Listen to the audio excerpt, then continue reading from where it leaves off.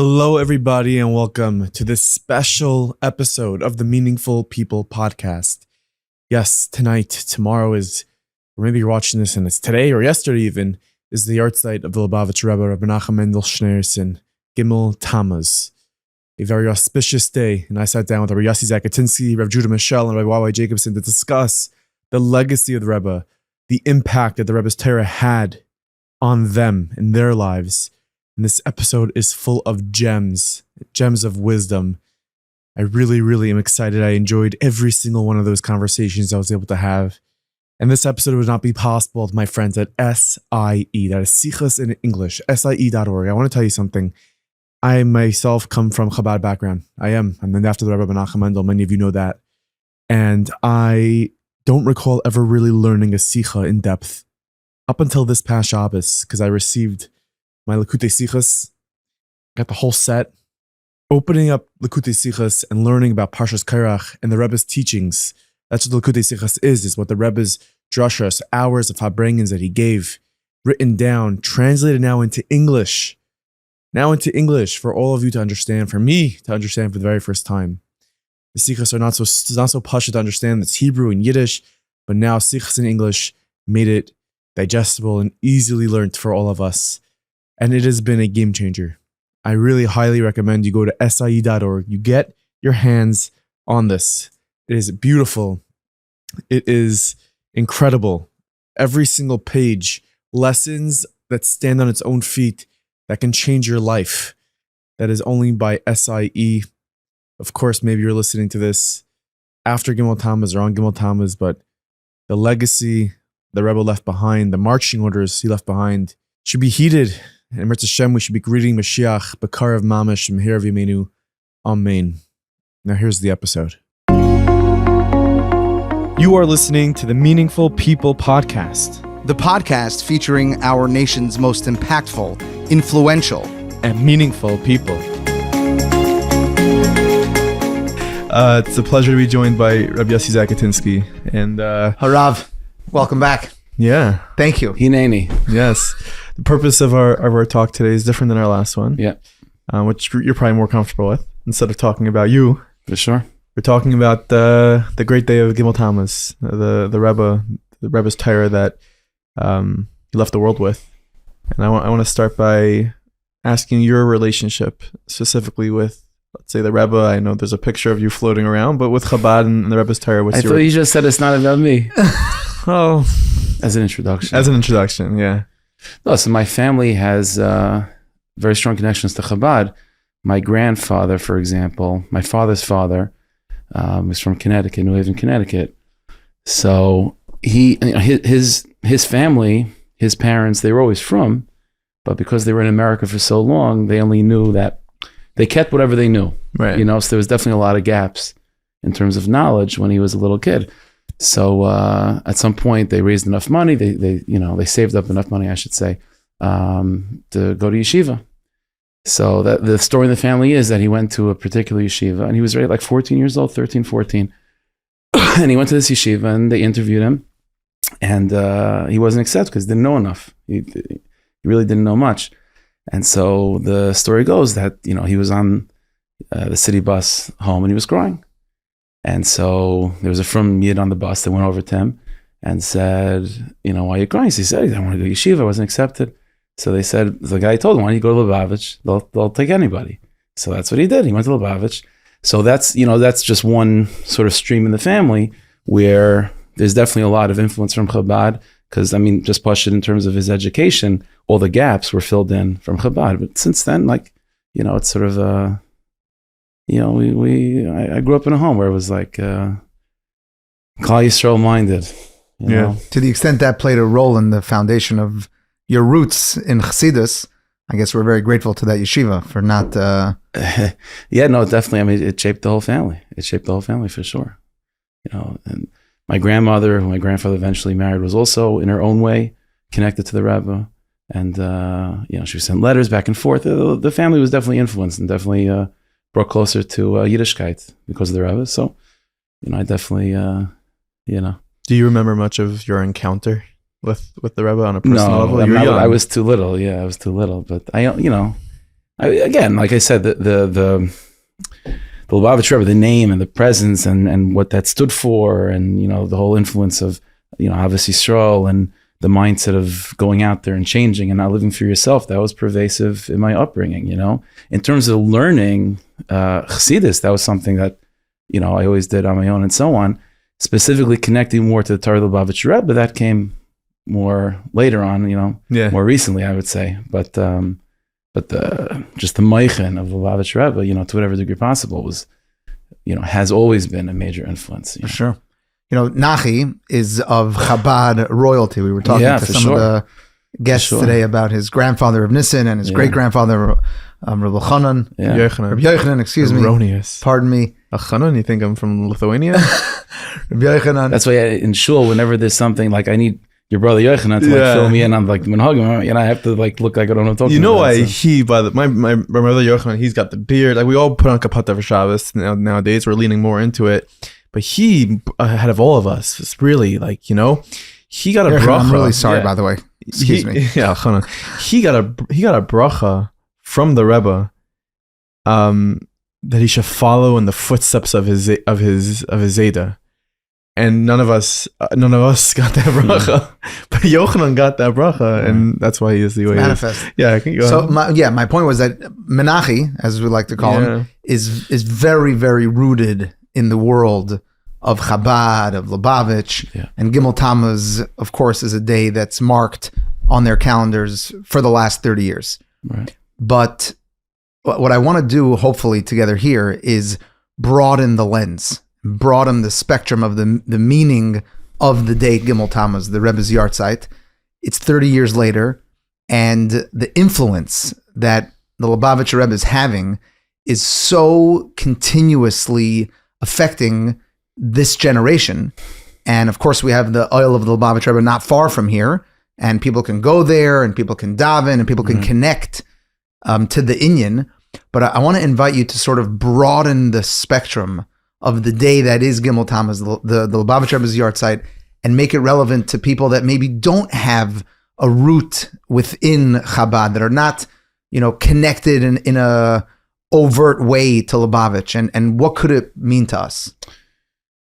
You're asking a lot. I mean, listen. The idea of a yahrzeit of a tzaddik, this is something that all the tzaddikim, all the streams of Chassidus in particular, but all the streams of Yiddishkeit, sort of have very similar approaches to understanding what a yahrzeit means. It goes back to the Zohar Kadosh. When a tzaddik is nifter, especially a tzaddik that's of post-Tanakh era, tzaddikim of Tanakh, we commemorate their yahrzeits differently. That's a shmuz by itself. But post-Tanakh, whenever tzaddik passes away, that day and the yahrzeit following, in the following years, is always seen as a day that whatever the avodah, the inyan of that tzaddik was about, becomes even more intensified and becomes even more accessible for everyone to sort of access. There's a famous letter from the Baal Tanya that I think was Mendel Rimenover, that when he went to Eretz Yisrael, he made Aliyah to Eretz Yisrael, and so after he was nifter, so a lot of his chassidim were, sheep without a shepherd. So they sent a letter to the Baal Tanya asking for chizuk and hadracha. What do we do? And so there's a well-known letter the Baal Tanya sent back to the chassidim, and he said, I really don't understand what your problem is. What is a yid? What is a tzaddik? A tzaddik is his ahavas Hashem, his yiras Hashem, his dveikis b'Hashem, his Torah mitzvahs, his avodah. That's what the tzaddik was. So Adarab, when the tzaddik is no longer alive, by the histalkus, and again, specifically by the yahrzeit, that who the tzaddik was in terms of his ahavas Hashem, yiras Hashem, dveikis, his avodah, his Torah mitzvahs, becomes even more accessible and more pronounced, and becomes, and everyone can sort of become more attached to that avodah. So that's true with every tzaddik. It's true with every tzaddik and every yahrzeit. So when you're talking about, a tzaddik, so to identify who a tzaddik is and what his inyan is, it's beyond, only God knows, Sometimes the tzaddik himself doesn't even know. Right. That's Rav Nachum Breslov in Breslov Messiah. There's such a tradition like that. That sometimes the tzaddik is so humble that he himself is unable to know who he is, and only the students and his chassidim are able to tell him who he is. So there is such an idea. So to whatever degree possible, where the students or the Talmidim or the generation are attaching themselves to the tzaddik, it's impossible to say that this is who the tzaddik is. The tzaddik is beyond, but it's a matter of finding for each person an aspect of the tzaddik that they feel connected to in their neshama, and especially when we're talking about the Lubavitcher Rebbe, we're talking about someone who was not is not minor league level tzaddikim. We're talking about like very, very major leagues. So, Baruch Hashem, there's enough, in that universe of Ahavas Hashem, Yiras Hashem, Degas Hashem, Torah and Avodah, for everyone to find what they need, So it's definitely a time where people can, approach the sugya of the Lubavitcher Rebbe from their lens and say, okay, what aspect of his Avodah speaks to me and is something that I either feel drawn to or something specifically I have to work on, and connect myself to the tzaddik, and by doing so, enhance my strengths and reinforce my weaknesses. Yeah, it's a very helpful framework where we have opportunities at any time to connect to tzaddikim of the past, but to view a yahrzeit as an opportune time, that there's something that's more revealed about that tzaddik's inyan that is available to us, that is maybe otherwise inaccessible to us at other times of the year. It's a Gelegenheit, it's an opportunity that needs to be seized. And I'm wondering what practically can we do 30 years later to very practically connect to the inyan of the tzaddik? Like I said, there's all different layers. There's connecting to what the tzaddik, finding yourself, finding the point of contact between you and the tzaddik in terms of Torah. There's finding a point of contact between you and the tzaddik in terms of Havas Hashem, Havas Yisrael, and so on. So it's impossible for me to say, because it's really everyone's, particular point of contact. Taking a step back and sort of just seeing it in a, and I'm also a big believer in Hashgacha Pratis of like, what does the Welt say? In the Gemara, we find such a thing of Hainu Damri Inshi. That people say, there's Hashgacha Pratis in what people say. So probably if you just threw a dart in the street, and you hit someone, not that you should, but you hit someone, and it's like, what word, when you say Lubavitcher Rebbe, like what word, right? So there's a number of words, probably, Mashiach certainly is one of them, and that inyan of Geula, and like Shliach, right? So that's probably a good place to start in terms of, seeing oneself as not just like, okay, I'm on planet Earth, I live here, and so I got nothing to do. Oh, Shachar Mincha Ma'ariv. Okay. It's like Hashem is like, He created us, and where our schedule's pretty open. So Hashem said, it's not nice. You should have a busy schedule. So you know what? Shachar Mincha Ma'ariv, learning, davening, tzedakah, chesed, all these things. That's not the mindset of a shliach, right? The mindset of a shliach means that you were sent into this world to conquer territory for God and to accomplish something, and to make this world a place where God's light is manifest, which is the inyan of Geula.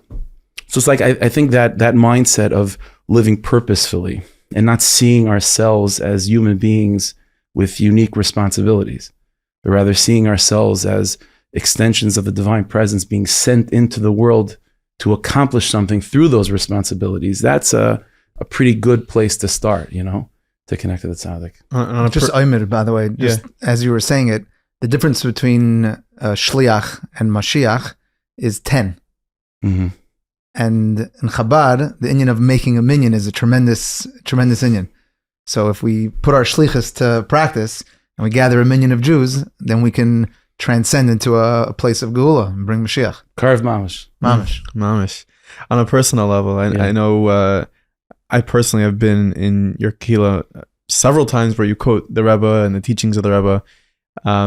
For you specifically, is there a Torah, a thought, an idea, a shkafa that you live with more above else? For me personally, in terms of Torah, I would say I can't say that it's unique to the Rebbe alone, but something that stands out certainly is I'm saying it stands out amongst other tzaddikim, and even, I think, if I'm allowed to say, even amongst the previous Rebbes, is the lack of a barrier, I would say. Even connection is not the right word. The lack of a barrier between Nigla and Esther. How every Gemara, every halacha, every piece in Rambam is not just something, a standalone concept in law and halacha. And then there's another area of Yiddishkeit that's called Chassidus and Pnimis HaTorah and so on. There's no barrier at all. Every single piece of Torah is telling us something about God and about Nishmas Yisrael, and it expresses itself, and that message travels through sort of layers. There's the halacha side of it, and then there's the soul side of it, but it's not much one and the same. That's something. There's other tzaddikim that did that. There's no question. Like the Rebbe's father, his writings are full of, explaining Gemaras al Pi Kabbalah. The Rogatchover is full of that in his way. Avnei Nezi, other tzaddikim also live. They're tzaddikim nowadays, but I think that's, by the Rebbe, that's something that definitely stands out. In my opinion, that's like very, there's like cutting edge technology. It's like the latest whatever. It's like cutting edge Torah. To me, I think is that this inyan of not just connecting Nigla and Esther, but no barrier. It's Torah, like the Rogatchover very often would quote a Tosefta in Sichos In English, that the Tosefta says that Kol Torah Kula Inyan Achas. Kol Torah Kula Inyan. All of Torah is one thing. It's one inyan. It's one topic, and so that unites all these things. That's what to me personally, that's something that sticks out very, very much. That makes the Rebbe's Torah very unique in that way. If I may ask, and you may. Thank you. I got permission from Momo. There you go. My wiser elder here. If you were to, somehow have a Yechidus with the Rebbe today, what would you want to discuss? What do I need to do? What's my shlichus? Tell me what to do. What do you think he'd say? Hopefully what you're doing. No. What do I need to tell me that what I'm doing that's unnecessary? We just interviewed somebody that he runs Kol Chabad, and in 2023 they raised $172 million. They distributed, that was their budget. And I asked him a similar question, and he had a lot of encounters with the Rebbe. And I said, "What do you think the Rebbe would say to you?" He said, "It's nice, but you could do a lot more." Yeah, yeah. Do you feel that as well? Oh, if a person's breathing, it means they're not done. So like, that's the way it has to be. But that it's not. It's coming from seeing a Jew as an extension of Elokus, and Elokus is infinite, which means ultimately a Jew's capabilities are infinite. So whatever you've done, you have to do more. You can do more. You'll do more. Amazing. Well, I appreciate you coming in and sharing some words on this day, Gimel Tammuz. Any special plans for you, Gimel Tammuz, for bringing? Of course, there's going to be something. Candles, for bringing food. Shiloh. Yeah, we'll have it for Ryan. Amazing. We'll have something. Amazing. Shkayach Rav. My pleasure and honor. Thank you, Rebbe. Amen. Amen. First encounter with the Rebbe's Torah. Sure. Before I encountered the Rebbe's Torah, I encountered the Rebbe himself. And I don't mean personally, I never had the privilege of actually having the Yechidus or even being online for dollars. But I mean, like the whole world, being a beneficiary and an admirer of all that Chabad is. Who is this man and what is his Torah? Where is he deriving this from? What is the engine that is leading to his having this army that is revolutionizing and changing the world in an extraordinary way? And that was my entree into the Rebbe's Tzibur. Okay, I didn't see that question coming. Now we move onwards to our next conversation. This one with Rav Judah Mischel. Have you ever met the Rebbe? Yeah. I mean, I don't want to be weird, but yes, I meet the Rebbe all the time. How about physically? Physically, when I was young, I was in 770. My parents had come to observance through Torah mitzvos in a more formal way when they were in college. They interacted with and met with the Shluchim in Buffalo, the Gararis and the Greenbergs, and that really continued a real pathway toward Jewish involvement and Shmiras HaMitzvos. and there was some kind of a reunion that they when I was little. I was very little, but I know the Rebbe saw me, and I continue to see the Rebbe all the time. Wow. It's interesting. I interviewed R Yussie Zakutinsky yesterday, who's me part of this episode, and he mentioned also that his grandparents in New Haven, Connecticut, sort of came to Yiddishkeit through Chabad, and it sounds like your family as well. Yeah, And totally. the impact that you Well, have had- Yiddishkeit they had. yeah, but the Frumkeit, but to kind of to manifest the Yiddishkeit and the sense of self and the Jewish identity to the world of mitzvos, to give it actual vessels, to give it actual kalim, that came with and through Chabad. wow, Very much so. Very much so. We didn't grow up Lubavitch, and we didn't go to Lubavitcher Mostos. And to be full disclosure, like our kids don't go to Lubavitcher Mostos. I don't daven on Chabad shul. maybe the grandkids. Halavai, open, whatever they want. Hashem has a plan for everyone.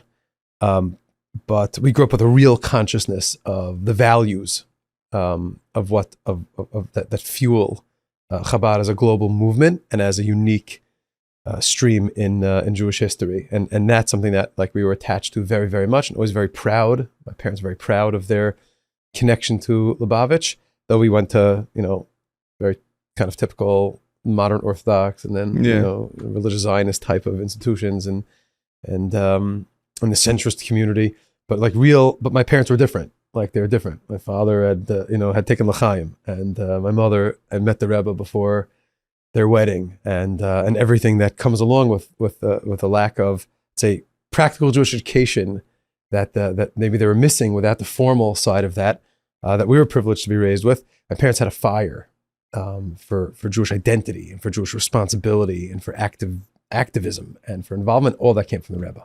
Wow.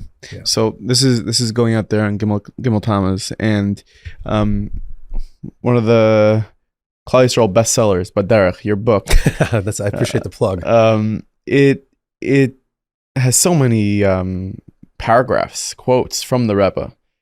So to me, the impact that the Rebbe and his Torah had on your life is evident, but I want to hear from you in words what that is like for you.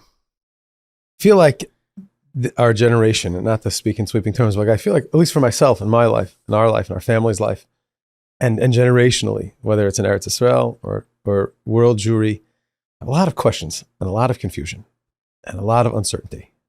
And I finding more and more and more that the Rebbe addressed a lot of those questions and a lot of those issues, addressed them formally and informally, whether it be letters, in response to people who are reaching out from all over the world, people of all backgrounds and faiths, and all different levels of Jewish observance were seeking guidance. And the Rebbe answers confidently from a place of Torah and clarity, or was at Fabrengens or Sichos or Shmuzin or just Yichidushim that are just, thank God, have been preserved.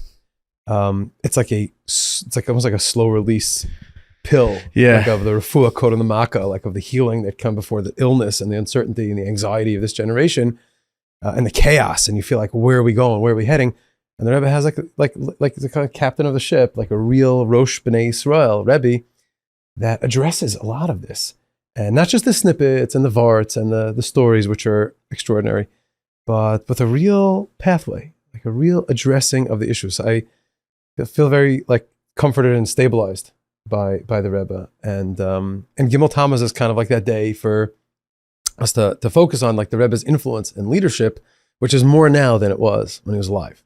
I think. So I wasn't around when the Rebbe was alive. I'm actually named after the Rebbe, so I don't know, but that's what people say, and I hear that a lot. And I'm just like trying to figure out how that can be. To me, Crown Heights is like frozen in time. You go to Crown Heights today, it's mamish frozen in time. Yeah, but the truth is, I don't go to Crown Heights all that often. Meaning, like at 770, kind of like an iconic, touchstone for a lot of what happens in the world, and certainly for shluchim and for. I face toward Yerushalayim when I daven, and I'm an Eretz Yisrael Dika Jew, and I see the future of the nation of Israel in the land of Israel. And after Gimel Tammuz, the Rebbe's influence just has come untethered. We're bound by body in this world. We're bound by time and by place. you have to sleep and eat, although I don't know how much the Rebbe actually slept, and I don't know how much the Rebbe never took a vacation, and seemed to be, beyond, like almost like a superhero, supernatural person who transcended limits, but was still a person. And a person is a person. And that's the way Hashem makes it. But I think the way the Alter Rebbe explains that when the soul is returns to its source, and the body kind of goes back to where it came from, there's just like this pashtus, like this total untethering and freedom. You don't have to brush your teeth and wait at stoplights. You kind of can just influence. And the marching orders, not legacy, but the marching orders that the Rebbe left are very clear. Very, very clear. And kind of like Gimel Tammuz is a day where we collect ourselves and people get together and Yifabrang and think about what the Rebbe wants from the world and expected from us. There's a sense of like looking over shoulder. What do you think that is? Just make the rubber meet the road here. Deeper, more for Klal Yisrael. Deeper and more for Klal Yisrael. And v'chol levavcha, v'chol nafshecha, v'chol maldecha. The Rebbe said, the Gemara says, give your heart, your Yetzer Tov, Yetzer Ra, use everything we have, all of our character and all of our traits, even our darker sides. And b'chol levavcha, we'll give our life to be Yid. B'chol maldecha, it sounds like an anti-Semitic trope a little bit, like the Gemara says, give your money. Like, what does a Jew want more than their heart and their soul? But the Rebbe said this, that even when you've given everything you can for another person, and even if we've done everything in our capability to like move the world closer to what it ought to be, there's something called ma'od, but there's just more. There's more. And the Rebbe kind of, at least in my life, and I know in so many people, like just you see a picture of the Rebbe and you're like, okay, I got it. Or like you read something, you hear something, you learn a Sicha, you hear it, and you're like, I could do more. I could push more for other Jews, for other Yidden, for other human beings. I could do more to magnify the soul of the world. And Gimel Tammuz is kind of like the headquarters of that day, where it's like you double down. You kind of like have to. It's like almost an accounting, for like how much we've delivered. And what's amazing with the Rebbe was like the Rebbe wasn't like be Lubavitch, come to Chabad. It was make the world a better place, do more mitzvahs, learn more Torah, help other human beings. There was like zero. There was zero agenda about the brand marketing. There's none of that.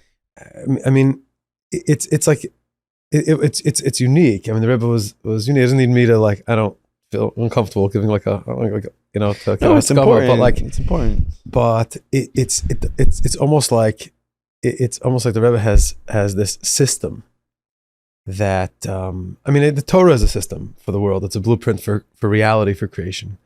Torah Shebchsav, Torah Shebal-Peh, there's Pnimis Torah, you have Musar, you have Chassidus, you have all this, and then the Rebbe kind of brings together. If you ever learn a Sicha, to be honest with you, it's only in recent years that I really started delving into the Sichos In English changed the whole game of the world. I just got a set today, and I've never learned a Sicha before. And everything, because Tanya, without Tanya, I don't know how a person I don't know how you decide. No, I don't know how a person. I think we need to start learning Tanya together. Hineni. Meaning Chumash, Gemara, Halacha. Yeah. Tanya is foundational, meaning like without there, you're almost using a different operating system of Yiddishkeit and the way you see the world. Just period.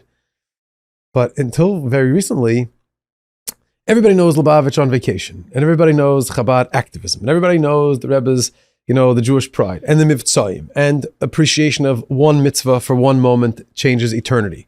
And Mashiach and bigger picture and selflessness and all of that. But when you learn a Sicha inside, it's the limud of it itself is like, oh, there's a back end to this beautiful picture here. Like this vision for humanity and for the world. It's not just abstract. It's not just theoretical. The Rebbe is like, it's a journey through Kol Torah Kula.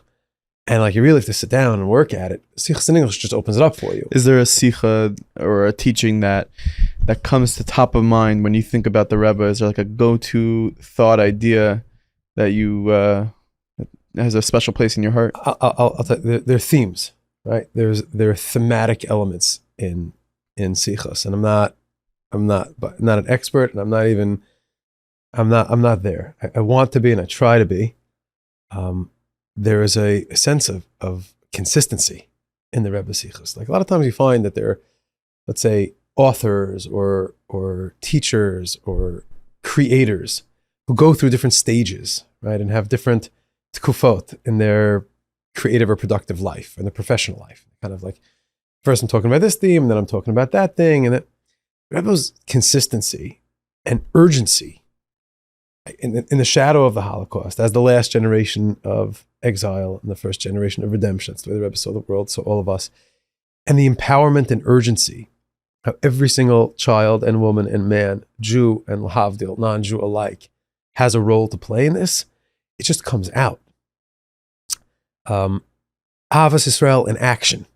Meaning not as just like a theory, like to love the Jews. Who doesn't want Achdus? Biachad Natseach. We all want Achdus. Everybody wants to be together. Let's all get together. The Rebbe has a real practical algorithm how that's achieved. I mean, certainly based on the Rebbes and the tzaddikim that came before, and through the prism of that. But it's not about a system of like, here, come join us in the Chabad. It's where you are. That's where your tafkid is, and that's where the front lines are, and that's where your sense of obligation and responsibility and agency, and that's where your moser nefesh. There, it's like Gimel Tammuz comes, and it's kind of like this, like, okay, take a deep breath. Like, am I fulfilling my potential? Am I delivering? Am I working as hard as I can? Do I have that sense of urgency that the Rebbe just empowers everyone with? Am I doing for others in a way that like turns Avas Israel from this theoretical idea, this esoteric idea, to something very lemaisa, very, very like action oriented. And I mean, again, the opening up a sicha and delving into it is different than hearing a good story or having an oil cookie, which is great. Oil cookies are... I take tea bags back. Free that oil cookies, no? Like, are they still in the bags? They're COVID. They went into the bags. They were back into the COVID conceptia still. Are they back into the box? I know you don't get the same. Will you protest with me outside the aisle with the? I don't want to protest. Let's create change in a positive way. Meaning, like, we'll do a parade for just actionable items. You know, could be someone's listening to this right now. Someone who's on the line waiting to go to the aisle. That's a line for hours. It's always a hot day. Do you have access? So here's the thing. My great-grandfather is buried right when you walk in, my great-grandfather. So I try and I go, oh, I'm coming to see my great-grandfather. and the security guard looks at me, he says, you can come tomorrow. I go, okay. No, I don't have access. I mean, I have access like anyone else. You wait online. It's part of by the experience, by the way. All the good, like a lot of good Chassidus stories take place by derech, on the way, in the kretschmer, in the inn, in the pub. So this is like, you have a coffee and a cookie and you schmooze with somebody. Some guy came from Buenos Aires, and other guys coming from, Listen, you might see the president of Argentina there also on the line. Cool. That's very possible. Part of it is like the fabreng, like it's part of the fabreng. The formality of a fabreng, and to call it a fabreng and serve like pickles and vodka or whatever. Like, until stories of like the mashpiyim from the Zal in the 1950s, although that's awesome. Yeah. Just kind of chaver getting together and waiting to like be makasher, to connect with and get a little bit of that, like that ruach acheres, so to speak. Like that's the thing by the oil. Like when the Meraglim were faced with this choice of how are we going to see this, right? How are we going to deal with this challenge and this opportunity, this blessing, this promise of Eretz Yisrael? The majority, they were Gedolei Yisrael, by the way. They were Gedolim. They were Talmud. They were the biggest of the biggest of the biggest, the Nesiim. And they punted. They dropped the ball. And Kalev and Yoshua, they tapped into a higher vision. Let's call it a positivity bias, so to speak, to borrow from one of the extraordinary works that came out on the Rebbe's vision. No pun intended or pun intended. And Kalev and Yeshua had this ruach acheres, like a different spirit. And it's not a Chassidish thing. It's not a Chabad thing. The Ezkar al-Atzion. Kalev and Yeshua went to Hebron, to Kivrei Avos, and he went there and attached himself to this untethered koach of schus, of energy, of higher power through tzaddikim, through avos and imos, and he managed to stand up tall. He had wind in his sails, and he was able to face this and conquer Eretz Yisrael. Go, we can go alone. Also, that's the notion of shlichus. I feel like frames this whole thing of going to the OL, going to attach to a ruach acheres, going to attach ourselves, and that comes with talking with people, meeting shluchim and shluchos, not just ones who are on, who come to the kinnis, but every single one of us as a shliach with our job to do. So if you're gonna, that's that's what I want to get to the oil on Gimel Tammuz. The efficacy of the prayers and the connectivity and the energy and connecting to the Wi-Fi of the tzaddik and all of that, but also to meet the people who are also charged with that urgency. Like that's where the pump is. That's where you're. And for the chevra who are home and they're not Chabad, they know of the Rebbe. They're listening to this with caution. You know, the Rebbe took responsibility for the world. Took responsibility for planet Earth. Tzaddikim are called Yisod Olam, and we believe that Torah, whatever your operating system is in Yiddishkeit, so like, okay, so Torah is what keeps the world going. Everybody has their way of like kind of cracking this nut and explaining this. At the end of the day, the Rebbe was like was taking responsibility for all of Klal Yisrael. It wasn't about advancing his own personal needs and agenda and the agenda of the community. I mean, certainly there are sichos and certainly there are elements of like, the preservation of, but there was a selflessness and an addressing the Jewish nation from now until the end of days and beyond, where Basher Husham, not just about making sure there's kosher food in the Caribbean for somebody who wants to go, or someone going on a business trip to South Dakota. That's part of entry level stuff. Yeah, but that all is based on this on the back end of what fuels all of that is like this need for every Jew to know that they have a place in this world to reveal godliness. And that is by giving them access to Torah mitzvos. That's mivtzoyim. These mivtzoyim have a very militaristic terminology because the Rebbe, well, like that's what it was. It was a plan, a strategy to l'sakin olam v'malchus shakai for all of us. And therefore, every one of us has a part in it. And if people feel anxious and nervous about it, and they're just like, we have to get over ourselves. Not about me. It's not about us. Like the Alter Rebbe said, think less a little bit about, stop talking so much about what we need and what we want. And think about what we're needed for. That is what the Rebbe is bringing to our days. All the anxiety and all the sense of like being lost and worried and sad and helpless and hopeless that we experience here. And like, what am I doing? Do I really matter? Someone who's attached to the light and the vision and the voice of the Lubavitcher Rebbe, in a healthy person, you can't fall into that because there's always something to do. There's always somewhere that we're needed. And when we know that we're needed wherever we are in every capacity, unofficial and unscripted, then you have a sense of purpose in the world. And then you can live a joyful life. And that's a life of Torah mitzvahs and a life of achrayus. I don't know, to me, the Rebbe is like the commander in chief of that. And then you feel pride. That's Gaon Yaakov. That was the Rebbe's sense of like Jewish pride.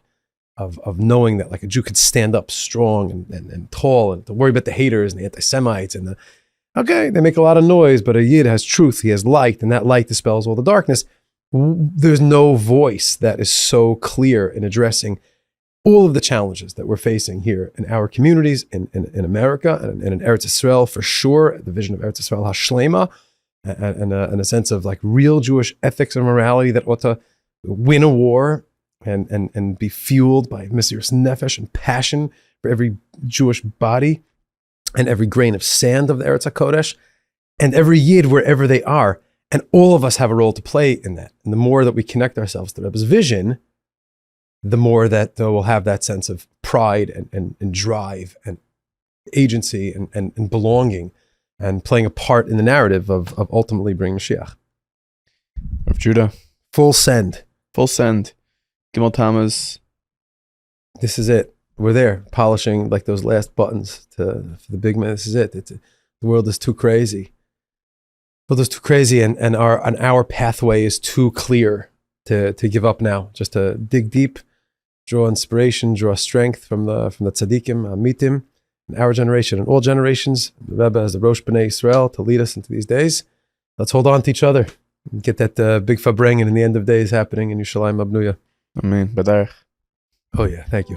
Before we get to this segment with Rabbi Y.Y. Jacobson, I want to tell you once again about my friends at SIE. This is not something that is hard for me to push or promote. When I got this set of Likutei Sichos dropped off, I'm going to try to hold up the entire set. Yeah, here it is. Nice big set. I opened up this Shabbos afternoon and I started going through it page by page and I couldn't stop. I could not stop because these teachings from the Rebbe are just as applicable now today as they were 30 years ago when he left them for us. So pick up a copy of yours today.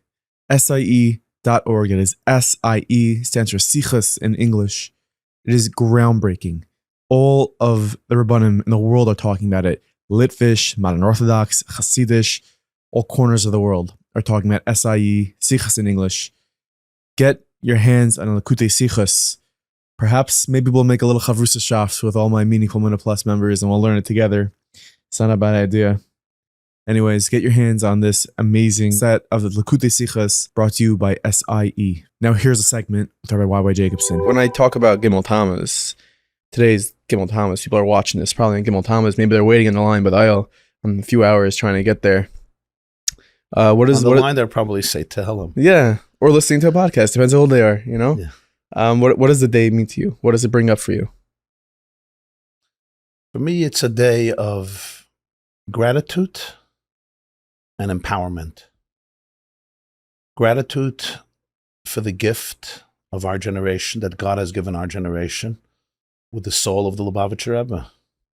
I once heard from the late Rabbi Jonathan Sachs, chief rabbi of the United Kingdom, and he said that after the devastating concealment of Hashem's face in Auschwitz, Hashem gave the Jewish people a few smiles. He said, and one of his smiles was the leadership and the presence of the Lubavitcher Rebbe.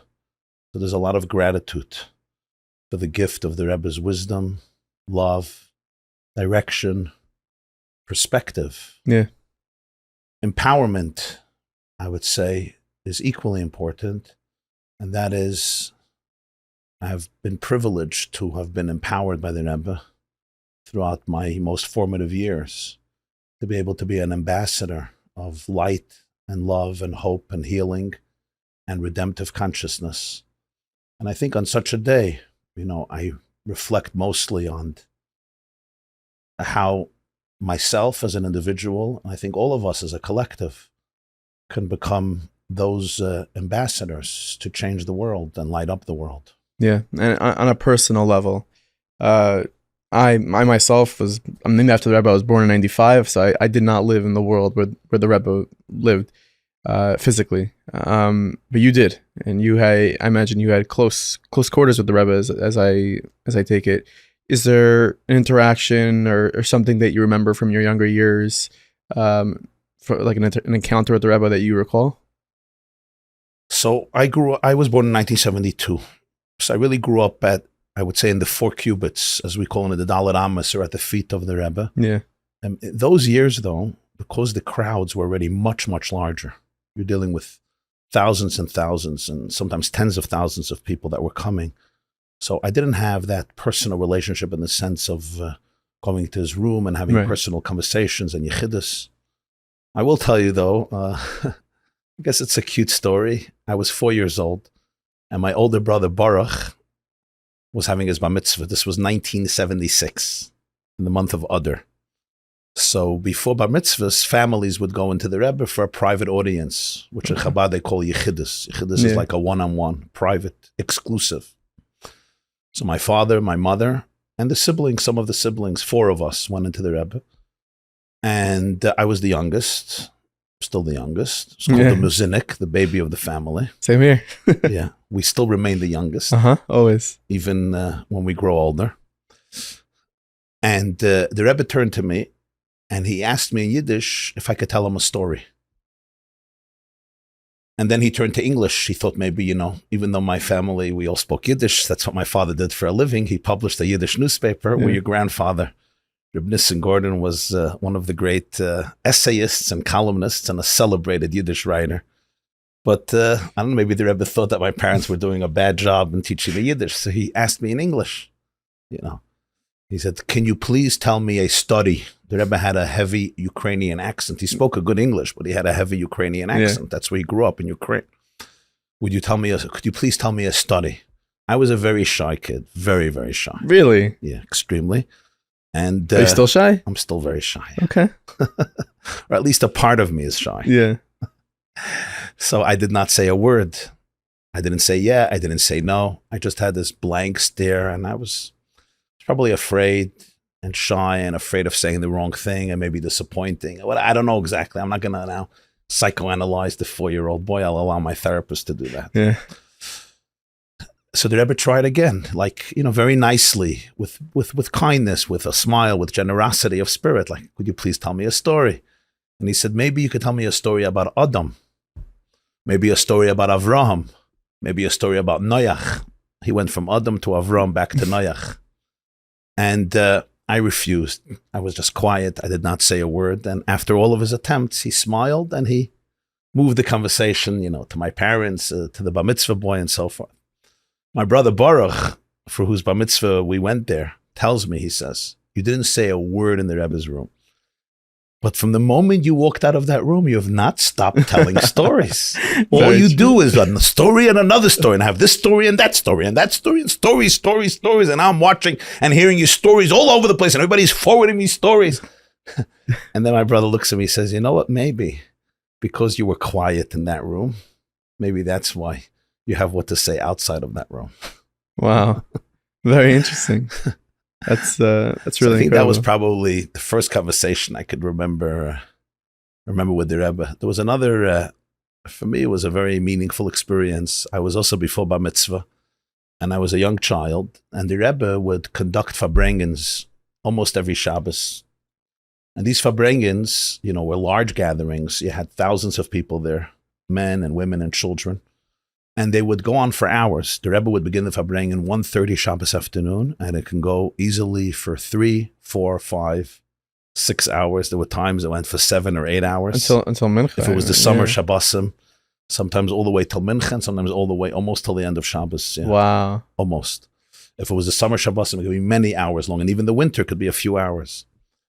So as I always tell people, the Lubavitcher Rebbe didn't sleep himself, nor did he allow anybody else to sleep.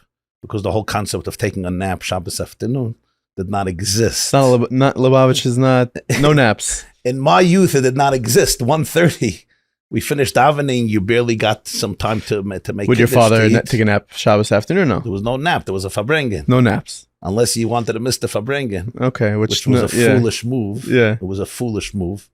It's like, Missing Moses, the Super Bowl, yeah. Moses coming down from the mountain and sharing with you, words of priceless value. And you're napping. And I'm napping. I mean, there were people who did that. I'm not going to deny that, but it was inconceivable. I want to speak to them. I want to ask them what they were thinking. So I'm just saying, when I grew up, there was no, long Shabbos lunch or a nap. Right.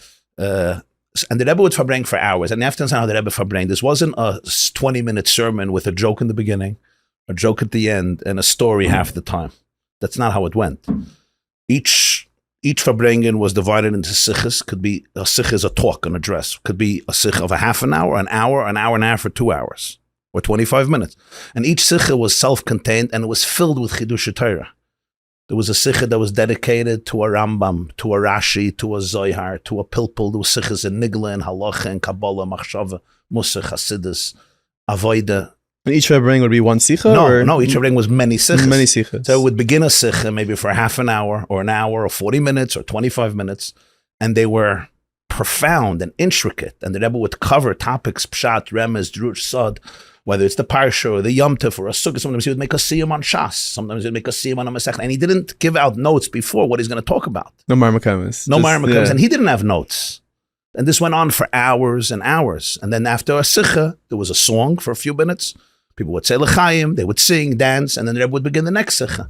Every farbrengen also had a mimer, which is a Chabad Chassidus discourse that deals with a topic in Kabbalah and Pnimiyus HaTorah Chassidus. Were these sichas previously written down, or they were written down only once he said them? No, they were never written down. These were new ideas. Just fresh. Fresh from the Rebbe's flow of consciousness. Wow. And they were often astounding Chiddushim Torah constantly. And the Rebbe also culled from every aspect of Judaism. In other words, it wasn't unexpected he would discuss a Rashi. He would discuss a Rashi. But he can bring in over there from Shas and Paiskim, Bavli, Yerushalmi, Midrashim, Rishonim, Achronim, Kabbalah, and then apply it to current events and apply it to psychology and then bring an example from physics.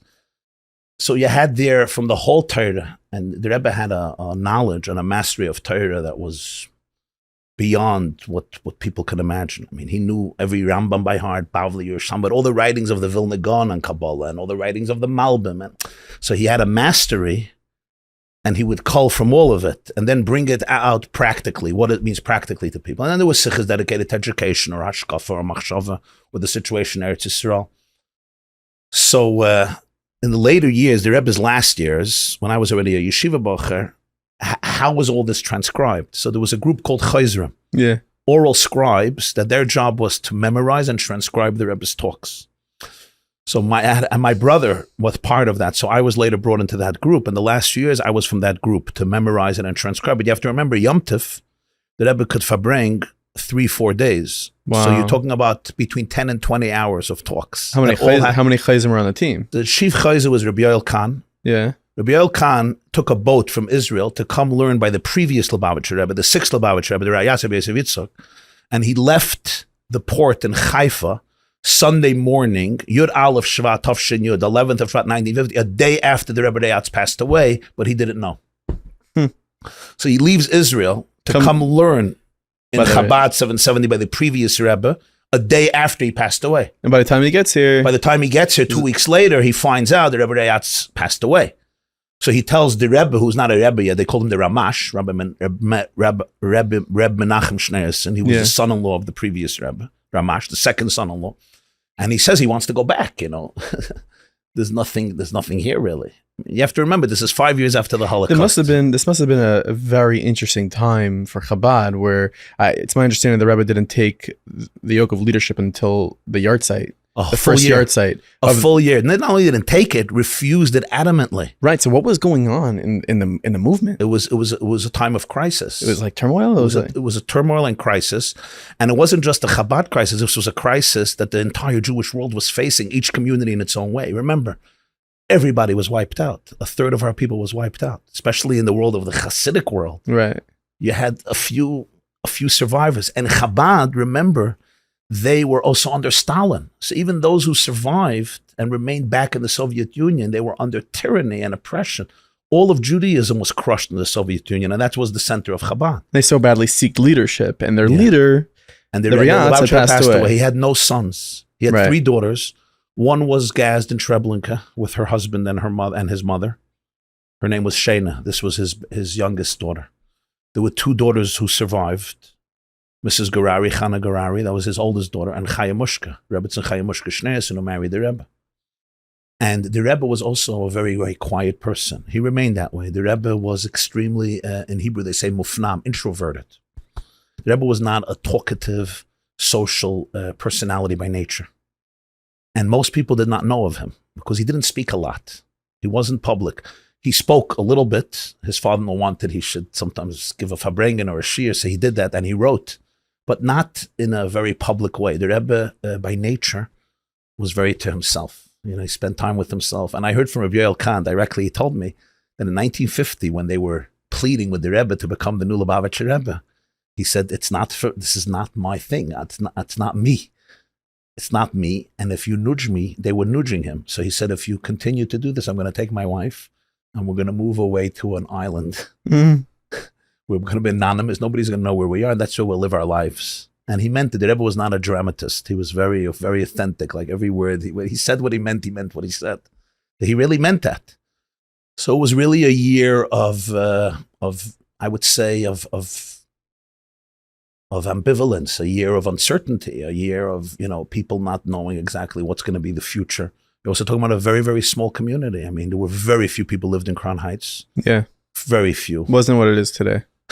No. Extremely few. And even around the world, it was a very, very small community. Even those who survived, many were still in the Gulag, in Stalin's Gulag, or were murdered in the Soviet Union.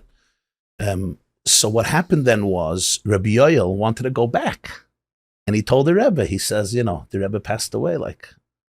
So the Ramash, who had become the Lubavitcher Rebbe, tells him, I heard this from Rabbi Yoel. He said, the Rebbe told you to come.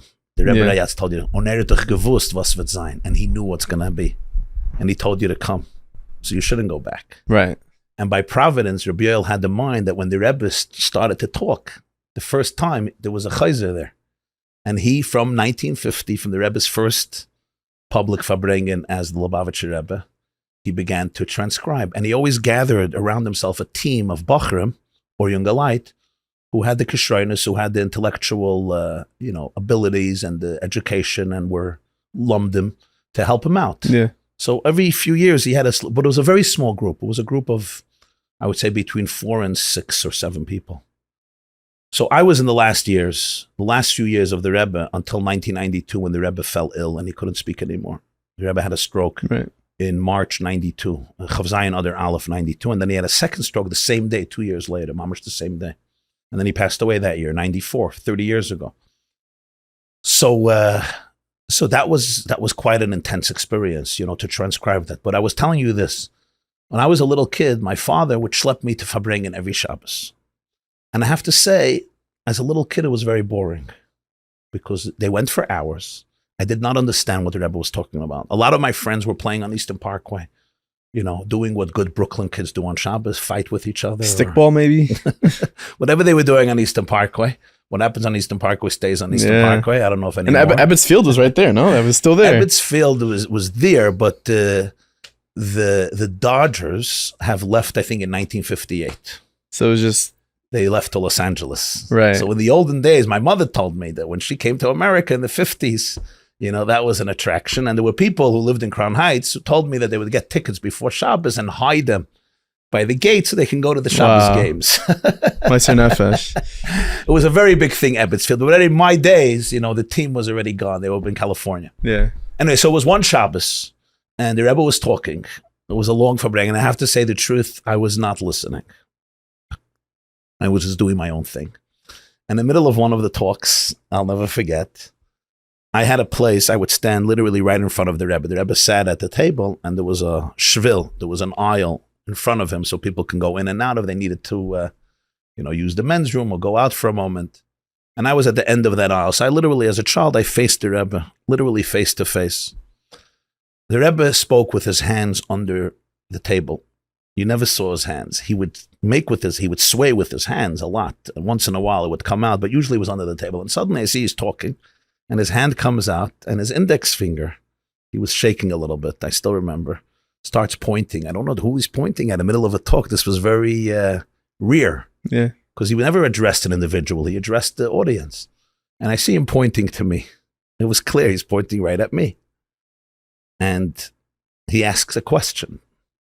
And his question was in Yiddish, and I could still hear the question and see it in my imagination. And the Rebbe says to me, "Von wannen weißt du, as da a Welt?"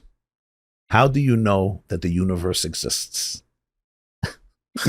It's not unexpected.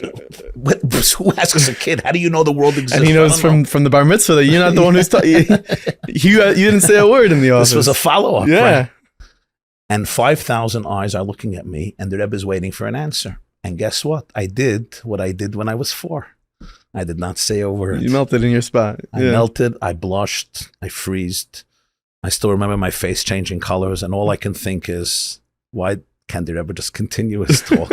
Live and let live. But he was waiting. He was waiting for an answer.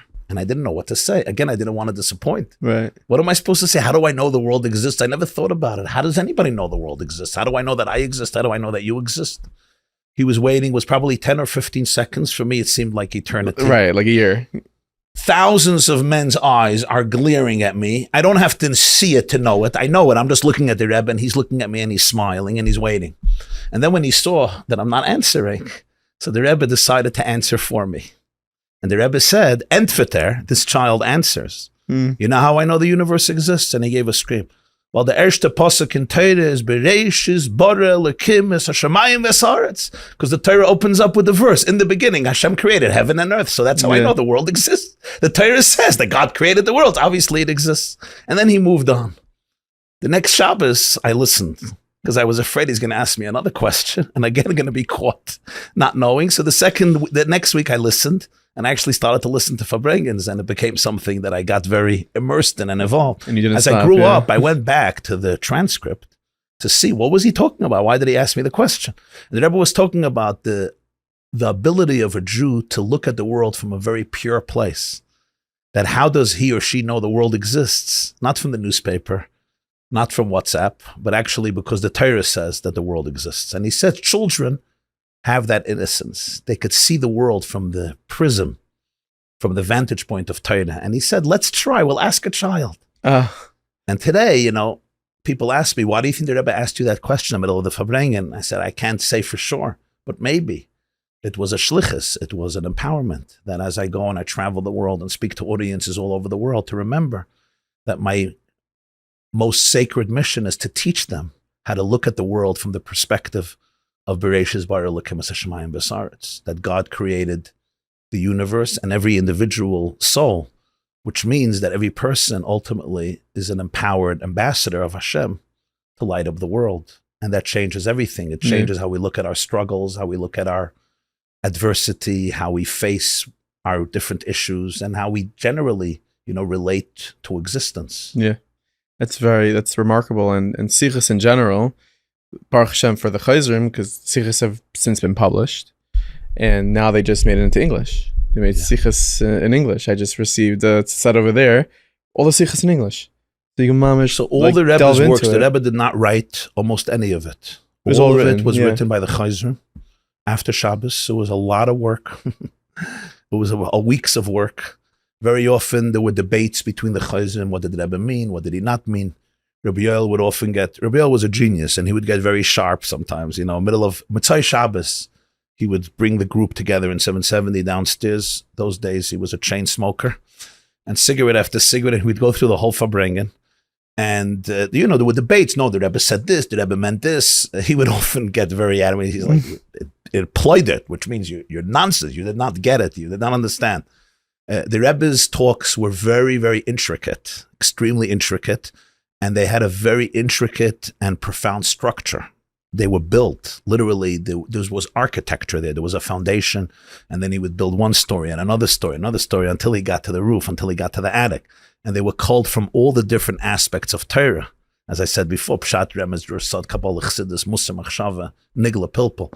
And they were also extremely, extremely profound and amazing ideas. So it really was incredibly powerful and hard work to remember it and transcribe it. Sometimes there was something really unclear, so they would write a letter to the Rebbe middle of the week to clarify, and he would give answers. Or the next Shabbos, he would continue the discussion, and sometimes even the next one and the next one. So sometimes there was a series where he would go back and he said, I got a letter and people didn't understand. And then sometimes the Rebbe would edit the Sichos. There were Sichos the Rebbe edited himself. They would prepare it and give it into the Rebbe. And then the Rebbe would edit it and sometimes rewrite and erase. He was a very, very scrupulous and tough editor. And that's what's known as a set of Likutei Sichos, which are the talks that the Rebbe edited later.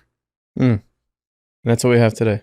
It's incredible, and it's what's learned on So there's the talks that will say on top Bilti Muga, not edited by the Rebbe, was just written by those who heard it. Likutei Sichos is the one. Likutei Sichos is the transcripts that were then given to the Rebbe, and the Rebbe put his stamp on it by editing it, and the Rebbe would add footnotes and sometimes erase a lot of things that were written and rewrite it, and edit all of the text. That's called Likutei Sichos.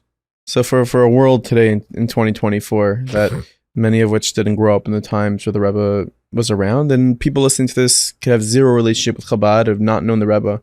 What do you think Gimel Tammuz should mean to the world at large, and what were the Rebbe's marching orders for humanity?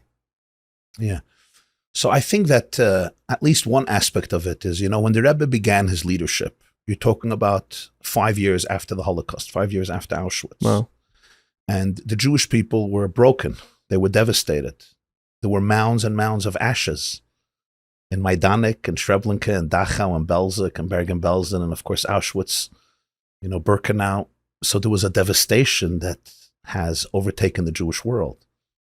And I think one of the greatest contributions and gifts of the Rebbe was that the Rebbe, he introduced a stamina. He revived, like a Tchias HaMesim. He resurrected the Jewish people. I'll quote again Rabbi Sachs. He once said, in Parshas Kairach, there's that moment when Aaron's priesthood is challenged. And what does God do? He has all the tribes put in their staffs, their sticks, into the Holy of Holies. And then Aaron's staff blossoms into almonds. And that's the demonstration that he was chosen as the Kohen Gadol, as the high priest. Why that miracle from all miracles? Rabbi Sachs said something very profound. And later I saw that the Rebbe actually said it to a group of girls once in 1983. But he said as follows: How do you know what a high priest is? How do you know what a Kohen Gadol is? How do you know what a leader is? Who's a real leader? And the answer is someone who could look at a dead staff, a lifeless stick, and identify its potentiality to blossom into a garden. The first discourse of the Rebbe was Basi Legane Achaisi Kala. I think he had that unique, uncanny ability to see crisis as opportunity. Where other people saw the end, he saw the beginning. Where other people saw disintegration, he saw an opportunity for renaissance. And I think in the Jewish world then that was so devastated and broken, the Rebbe's gift was to give the Jewish people the confidence and the empowerment to realize not only is their mission not over, but they can embark on a journey that will create the greatest renaissance in Jewish history ever and bring redemption to the world. And those marching orders, I think, remain in even a more relevant and powerful way. It's very easy to look at the world today and go into a place of despair or fear or cynicism, or even retreating into my little life and just doing my own thing. And I think one of the greatest gifts of the Rebbe was to really teach a generation, teach people individually and collectively about their power to change the world, beginning with their power to change themselves. I don't change the world without changing myself, confronting my stuff, my flaws, my challenges, my fears, my insecurities, my anxieties, and really be able to access my own divine soul, my flame inside, and use that flame to light up the world. This may have been one of the more enjoyable episodes I had the honor to record. Delving into my lineage, to the teachings of the Rebbe, of Chabad. It was just so deep. It sent me into a free-for-all, I guess, but in a good way, of just learning Likutei Sichos and understanding what the Rebbe was about, what his teachings were about, what his marching orders are about. Something Rav Judah Mischel said that just is screaming out at me is that the Rebbe did not, tell anybody, oh, be Chabad, be Lubavitch. The Rebbe was all about do good things, do mitzvahs, wrap tefillin. It wasn't about Lubavitch or Chabad. It was about being a good person, about being a good yid. Those marching orders are things that we need to heed right now, today, 30 years later, after the Rebbe left this world. His legacy is being felt more than ever. And I just saw recently a clip from the last day that the Rebbe was giving dollars. And an editor from the New York Post was on that line. And he told the Rebbe told the editor of the New York Post, this is the day before the Rebbe had a stroke and he stopped having those lines of giving dollars. He told the editor of the New York Post, he said, make sure to write in your column that Mashiach is coming. And then the editor of the New York Post said, okay. And he called him back. He said, not only that he's coming, that he's on his way. And in Mirz Hashem, those words shall ring louder now than ever. Shukrit Mashiach, B'mheira v'yameinu, Amen. Just a quick little disclaimer for you. When I sat down to speak to Rabbi Jacobson about the Rebbe, we ended up having an hour-plus conversation. 20-something minutes is what you've seen here in this episode. And the rest of that conversation focused on the mental health and the state of where we are as Klal Yisrael today regarding mental health. That's going to be published this Motzei Shabbos on Meaningful People. So hit that subscribe button. You're not going to want to miss that conversation. It is a very, very important conversation. So hit that subscribe button and you will be the first one to see it. See you guys.